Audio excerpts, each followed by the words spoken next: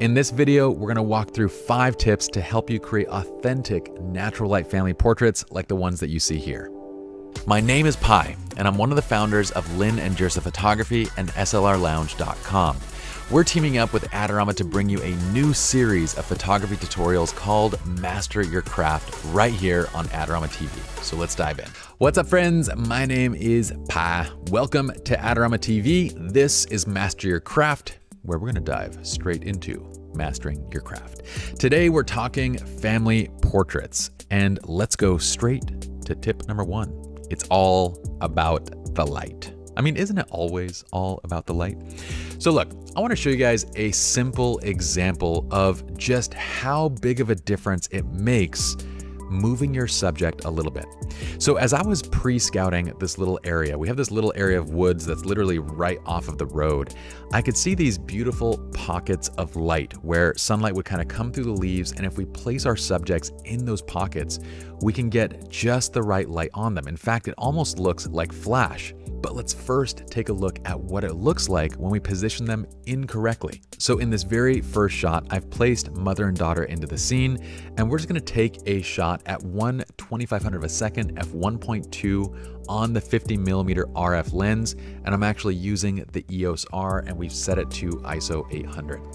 This is what you get. Now, it's not terrible per se. I mean, it's not great either, but it's just that they blend into the entire background because they're the same brightness of the background.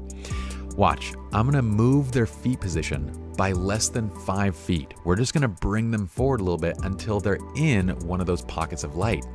And now this is how bright they get. Once again, we're actually at the exact same exposure, 1/2500, f1.2, and ISO 800. The difference is huge in just moving their feet position a little bit. Now keep in mind that you want them to be in that light, but you don't want them to be directly under it. So you see the kind of raccoon eyes that you get? So when the light's coming straight top down like that, we've come a little bit too close. And what I want you to do is push them back just a little bit so it gives room for the light to kind of bounce into their face as opposed to landing directly on top of their head. And when you do that, it softens out dramatically. And we get this by just adjusting the feet position a little bit. So this is always step number 1. I'm always looking for these nice pockets of light and where I'm gonna position my subjects.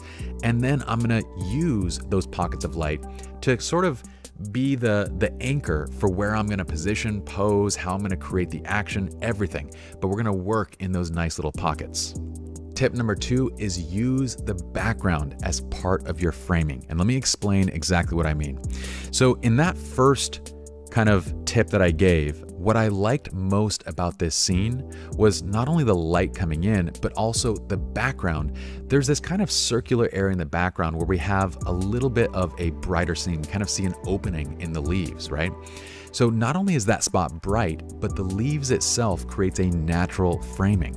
So if I position my subjects there, as you see in these images, then what we end up with is natural framing of those leaves.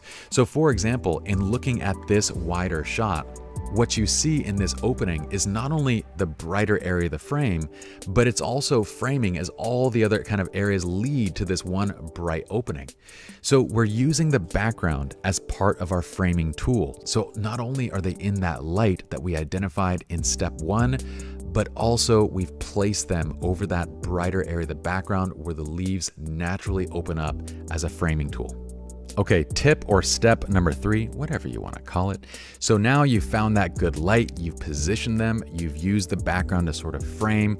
Now I want you to direct them into action. So in this step, well, I started by saying, Dad, I want you to pretend you're giving your daughter a flower, and it can just be a twig off the ground, okay? So just grab a stick and pretend it's a flower that you're giving your daughter. And I told his daughter, I said, I want you to pretend like you're the Disney princess who's accepting the flower from your prince.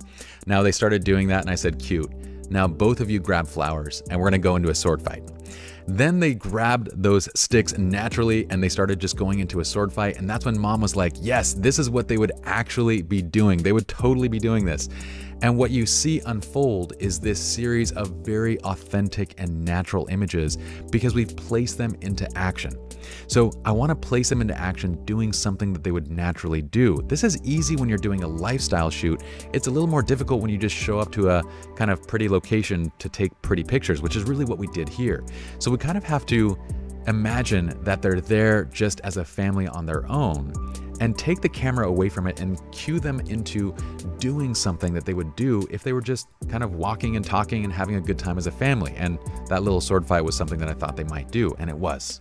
This takes us right into step or tip number 4, which is then to shoot from various angles.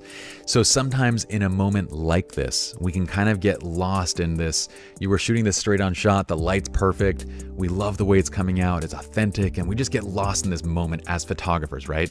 This is where I want you to remind yourself, step away from this and be like, oh, you know what? I gotta move. I gotta start moving.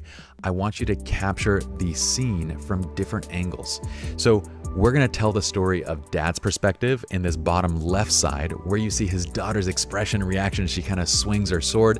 And then we're gonna tell the story from her side as she's looking at Dad, laughing and playing, having a good time.